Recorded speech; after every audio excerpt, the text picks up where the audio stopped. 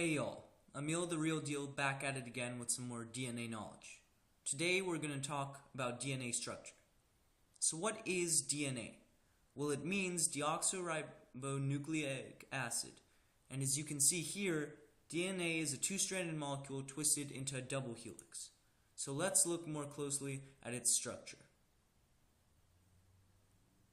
Here we go. Here we see the monomers of DNA, called nucleotides, which are the smallest building blocks of DNA. Let's look at one nucleotide more closely. So each nucleotide is made up of a 5-carbon sugar, or deoxyribose, a phosphate molecule, and a nucleobase, of which there are 4 kinds. There's adenine, which is double-ringed, guanine, which is also double-ringed, thymine, which is single-ringed, and cytosine, which is also single-ringed. And these nucleotides join together to form DNA. Now, in the replication video, I mentioned 5' and 3' a lot, but let's look at what that actually means.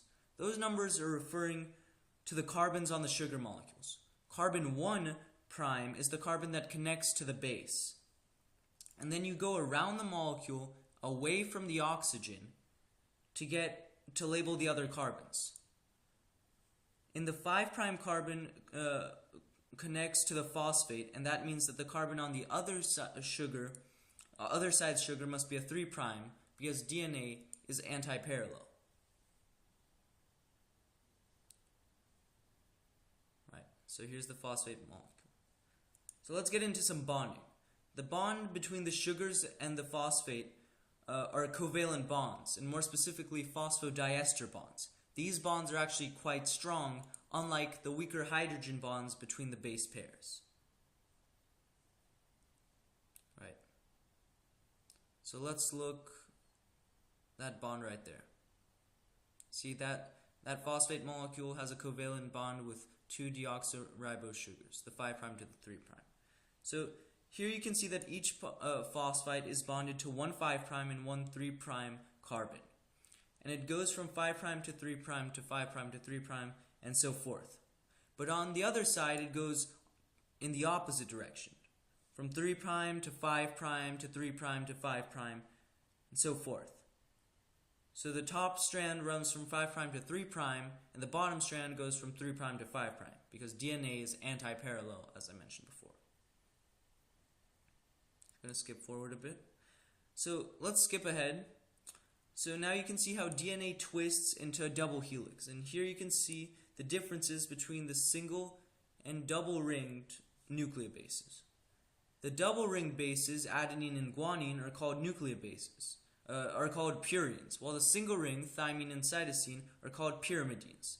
A purine is always paired with a pyrimidine, a single ring to a double-ringed. More specifically, thymine is always bonded with adenine, and guanine is always bonded with cytosine. So let's look at the bonds between the bases. As we mentioned before, they're connected by weak hydrogen bonds.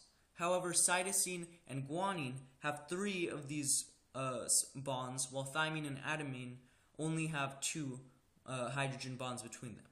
So here, when the 2 bases bond, it's called a base pair. Right, so here's a base pair between thymine and adenine.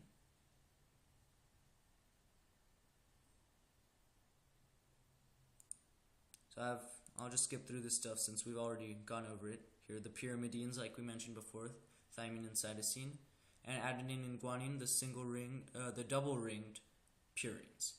So yeah, there we go. There's a DNA structure. Finally, fun fact for all you cool kids out there, for every turn of DNA, there are 10 base pairs. There we go. 1 turn, 10 pairs. Here's just beautiful DNA. Alright, that's going to be all for this week. Tune in next week for Emil the Real Deal, learning about DNA. Thank you.